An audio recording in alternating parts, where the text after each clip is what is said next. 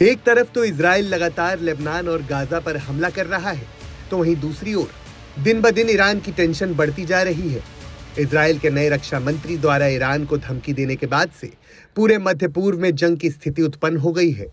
Iran एक तरफ Israel की धमकियों को लेकर चिंतित है, तो दूसरी तरफ इजराइल लगातार लेबनान और गाजा पर हमला कर रहा है। ईरान को सिर्फ अब इजराइल ही नहीं बल्कि अमेरिका से भी खतरा है, क्योंकि अमेरिका में ट्रंप अब राष्ट्रपति हैं और ट्रंप की नई टीम में कई ऐसे सदस्य हैं जो ईरान के कट्टर विरोधी हैं।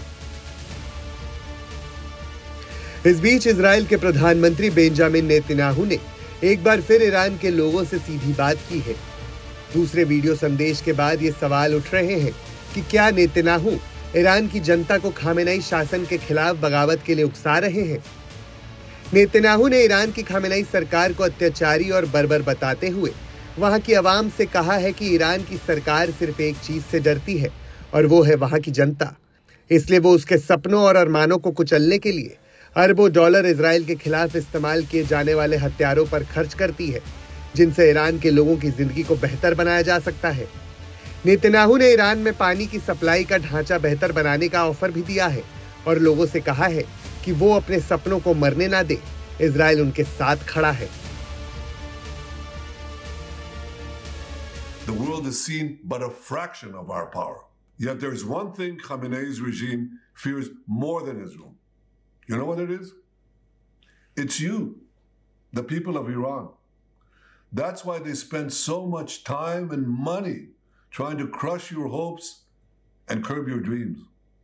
Well, I say to you this, don't let your dreams die. I hear your whispers. Women, life, freedom, zan, zandagi, azadi. Don't lose hope. And know that Israel and others in the free world stand with you. Iran इस वक्त तख्तापलट के मोड़ पर भी खड़ा है। America चाहता है कि ईरान इस्लामी क्रांति से पहले के दौर में वापस लौट आए, क्योंकि इस वक्त खामेनेई के नेतृत्व वाली जो इस्लामी सरकार है वो न केवल इजराइल की बल्कि अमेरिका की भी दुश्मन है। अमेरिकी चुनाव में ट्रंप पर हुए हमले की साजिश में जिस तरह ईरान का नाम आया, उसके बाद ये साफ हो गया कि ईरान का इस बार मुकम्मल इंतजाम हो सकता है। ईरान के ठिकानों पर अमेरिका ने नजर बनाई हुई है और सीरिया में स्थित ईरानी ठिकानों पर अमेरिका ने ताबड़तोड़ हमला भी किया है। अमेरिकी चुनाव से पहले एफबीआई ने हत्या की ऐसी 2 साजिशों को बेनकाब किया था, जिनके पीछे ईरान की इस्लामिक रेवोल्यूशनरी गार्ड कोर का हाथ था। भले ही इन साजिशों को रचने वाले खिलाड़ी कच्चे थे, लेकिन नेतन्याहू को उम्मीद है कि उनकी वजह से ही ट्रंप उन्हें ईरान के खिलाफ कार्रवाई की खुली छूट देंगे। ईरान के खिलाफ नेतन्याहू कुछ बड़ा कर सकते हैं और इस वजह से उन्होंने ईरान की जनता को सीधा संदेश दिया कि वो खामेनेई के हाथों अपनी तकदीर को तबाह होने से बचा सकते हैं और इजराइल उनके साथ है।